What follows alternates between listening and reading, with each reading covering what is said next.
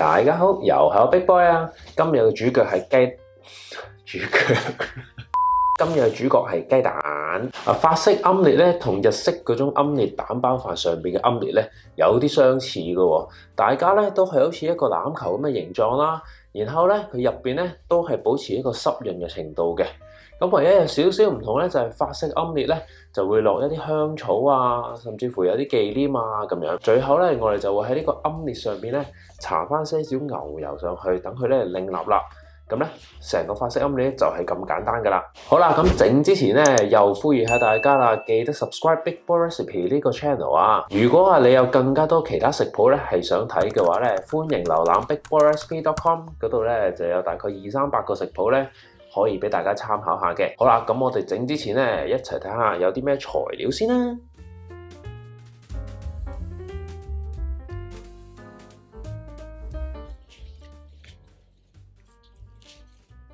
首先咧就係有啲香草啦，咁咧我就用2款香草，就係呢個番西同埋細葱啊。咁呢啲法式奄列咧就會用埋 tarragon 呢種香草嘅，不過咧我暫時揾唔到，所以咧唔落都冇所謂嘅。咁咧我哋將呢啲香草咧全部切碎晒佢，然後咧撈埋晒一齊，跟住我哋就打3隻蛋啊，然之後咧就攞個叉咧慢慢咁樣攪勻佢。咁你會用2隻蛋得唔得咧？得。但係咧，你個鑊咧就要相對地再細啲啦。跟住呢個步驟咧，好多人都唔會做嘅，但係咧我就中意將啲蛋咧過一過篩，將嗰啲蛋白絲咧隔走晒佢，咁樣煎出嚟嘅奄列咧，片頭就唔會有嗰啲白色一浸浸嘅蛋白噶啦。然後我中意加少少淡忌廉啊，咁樣10零20克就 OK 噶啦。之後咧就有啲鹽啦、黑椒啊，同埋頭先剁好咗嘅香草碎，係咁依家炸落去，攪勻晒佢就可以開始煮噶啦。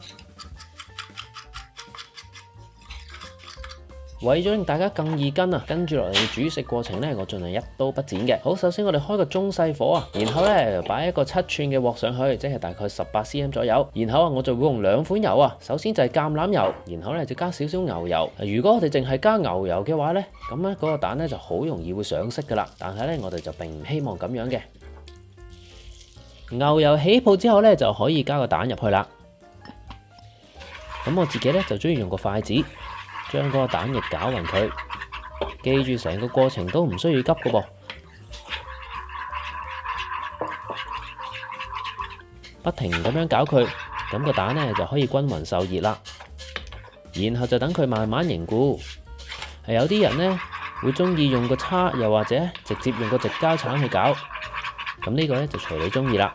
除咗係不停喺中間攪個蛋咧，唔好忘記個 pan 邊咧都會有啲慢慢凝固噶。所以我哋要不時將鑊邊嗰啲蛋咧攪翻入嚟中間。不過過程入邊啊，如果你覺得個蛋啊凝固得太快嘅話咧，就將個鑊移開個火啦。去到呢個 moment 咧，感覺上仲好似一個炒蛋咁嘅，不過好快咧，我哋就會將佢捲起噶啦。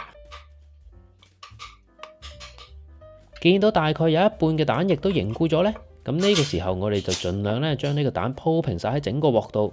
鋪好晒之後，我哋就喺個火上面停留幾秒，等個底咧可以完全凝固。跟住咧就用個直膠鏟，由自己嗰邊咧慢慢咁樣捲起佢，捲到大概中間一半左右。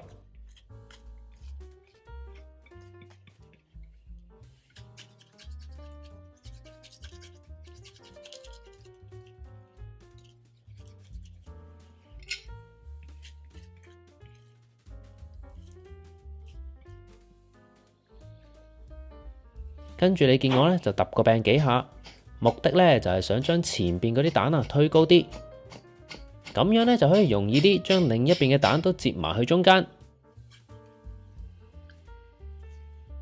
接咗埋嚟中間之後，嗰啲未凝固嘅蛋漿咧就會將嗰個接口自己黐埋噶啦。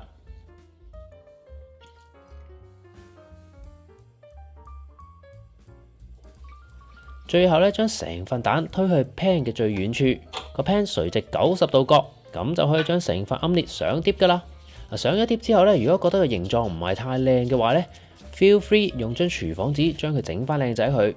最後咧就喺呢個奄列嘅表面上面搽些少牛油，等佢靚立立。咁樣我哋嘅法式奄列咧就完成噶啦。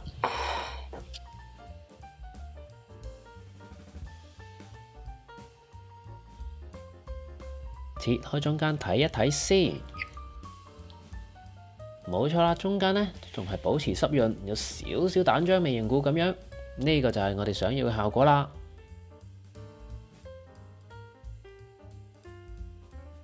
喂，我整多份唔係俾你食㗎喎，我要用嚟影相㗎。最後唔少得就梗係試食一下啦。個奄列表面豐盈，入面呢就保持些少嘅濕潤度，而加咗些少香草啊，更加係畫龍點睛啊！食落去呢，口感軟綿綿，我自己呢就好中意呢個口感啦。其實以我所知啊，就連米芝蓮嘅餐廳都係咁樣整法式奄列嘅。點解我會知呢？因為我工作嘅餐廳入邊有位做過米芝蓮嘅廚師教噶嘛。好啦，希望大家中意今日嘅影片，仲有就係記得 CLS。我哋下條片再見，拜拜。